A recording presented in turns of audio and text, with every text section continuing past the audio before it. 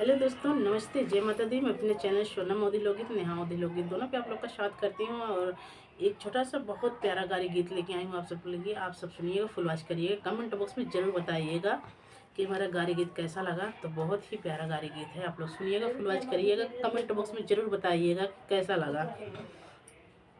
उमड़ी है गंगा उमड़ी आई जमुना हो, उमड़ी है गंगा उमड़ी आई जमुना, अरे उमड़ी करा रे के लागी, हाँ सीताराम से बनी, अरे उमड़ी करा रे के लागी, हाँ सीताराम से बनी। वैसन उमड़ी है समधी कई बहिनिया हो, वैसे न उमड़ी है समधी कई बहिनिया, अरे उमड़ी के ही हवा के आई, हाँ सीताराम से बनी, अरे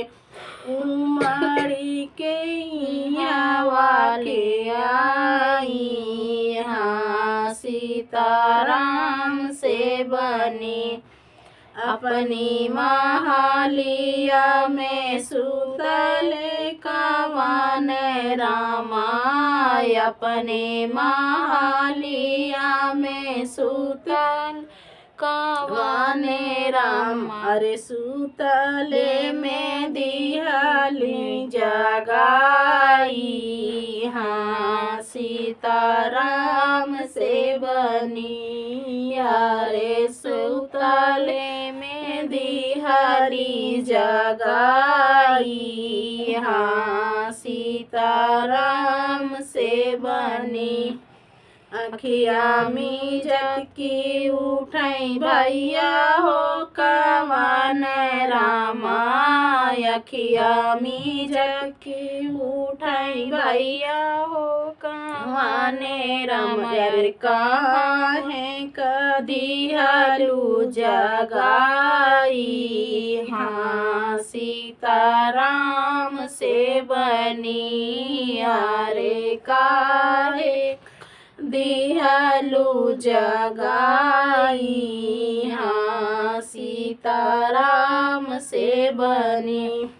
बोलतई बतियावत होई ग सबेरावा हो, बोलतई बतियावत होई ग सबेरावा, अरे कब कैसे घर हम जाई, हाँ सीताराम से बनी, अरे अब कैसे हम घर जाई, हाँ सीताराम से बनी।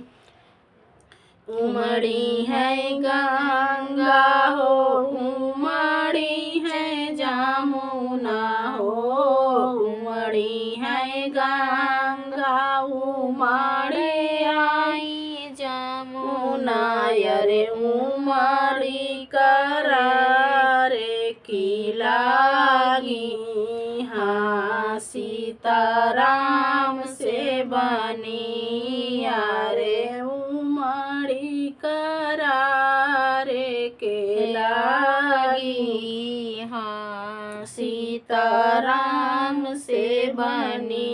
वैसन उमड़ी है दुल्हे कई बहिनिया हो, वैसन उमड़ी है दुल्हे कई बहिनिया, अरे उमड़ी के ही हवा के आई, हाँ सीताराम से बनी, अरे उमड़ी के ही हवा के आई, हाँ सीताराम से बनी।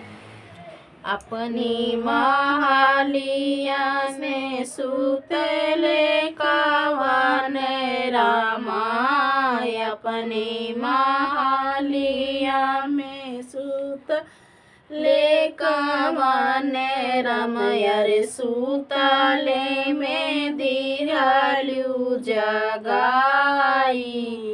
हाँ सीताराम से बनी रे, सुतले में दिहलु जगाई।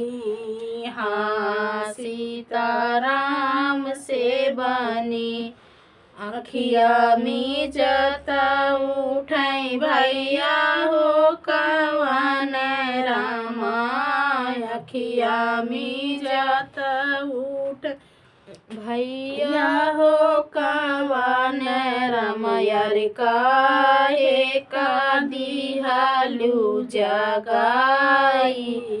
हाँ सीताराम से बनी रे, काहे का दिहलु जगाई। हाँ सीताराम से बनी, बोलते बतियावत होई गया सबेरावा हो, बोलते बतियावत होई गया सबेरावा रे, कैसे अब घरवा का जाई। हाँ सीताराम से बनी यारे, कैसे के हम जाई।